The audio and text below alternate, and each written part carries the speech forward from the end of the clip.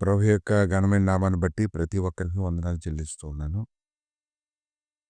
ఈ ఉదయకాలాన్ని దైవ సన్నిధిని సమీపించేటువంటి ప్రతి ఒక్కరు కూడా తెలుసుకోవాల్సిన విషయం ఏంటంటే,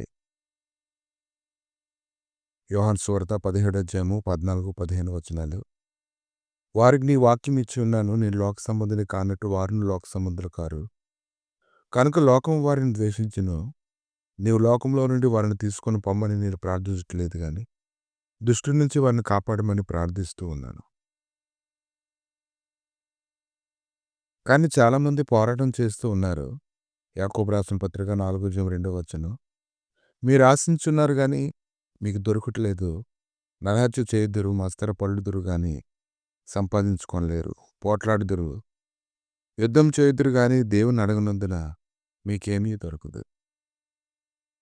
కానీ దేవుణ్ణి మీరు ఎందుకు అడగలేకపోతూ ఉన్నారు? దేవుని వద్ద ఎందుకు మీరు విచారణ చేయలేకపోతూ ఉన్నారు?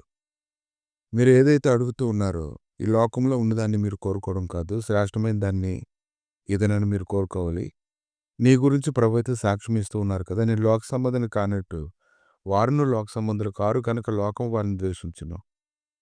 నీవు లోకంలో నుండి వారిని తీసుకొని పొమ్మని నేను ప్రార్థించట్లేదు గాని, దుష్టుడి నుంచి వారిని కాపాడమని ప్రార్థిస్తూ ఉన్నాను.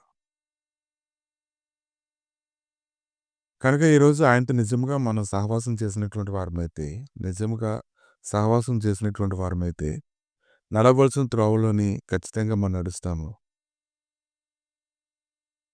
ఎవరైతే ఆయన యందు భయభక్తులు కలిగి ఉంటారో వారు దేవుడు ఖచ్చితంగా వారి క్షేమకరమైన కాపుదల భద్రత కింద ఆయన ఉంచుతారు. అంటే ఈరోజు ప్రాముఖ్యంగా తెలుసుకోవాల్సిన విషయం ఏంటంటే ఆయన మనం ఆశ్రయించాలి. మనం ఆశ్రయిస్తున్నప్పుడు మనం ఎటు రీతిగా మనం ఆశ్రయిస్తున్నామో మనం తెలుసుకోగలగాలి. కీర్తన గ్రంథము 33:21 వచనం. మన ప్రాణం యెహోవా కొరకు కనిపెట్టుచున్నది. ఆయనే మనకు సహాయమును కేడమునై ఉన్నాడు. కనుక ఈరోజు నువ్వు ధైర్యంగా అడగండి నీకేది కావాలో. ఆయనకి ఇష్టమైనది ఏదో మీరు తెలుసుకోండి. ఆయనతో గడపడం ద్వారా ఆయన స్వభావాన్ని తెలుసుకుంటావు. ఆయన ఇష్టాలు తెలుసుకుంటావు. నువ్వు ఎలా ఉండాలని ఆయన కోరుకుంటున్నారో కూడా నువ్వు తెలుసుకోగలుగుతావు. మత్తయి సువార్త 7 అధ్యాయము 22, 23 వచనాలు చూసినప్పుడు ఆ దినమందు అనేకులు నన్ను చూచి ప్రభువా ప్రభువా మేము నీ నామమున ప్రవచింపలేదా? నీ నామమున దెయ్యములను వెళ్ళగొట్టలేదా?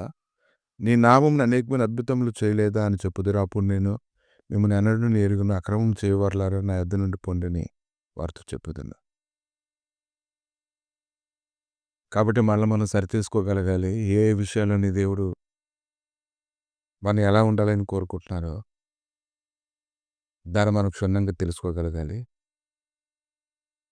దుష్టుడైతే అనేక తంత్రాలను కలిగి ఉంటాడు కాబట్టి ఈ లోకంతోటి స్నేహం చేసేలాగా నిన్ను ప్రేరేపిస్తూ ఉంటాడు.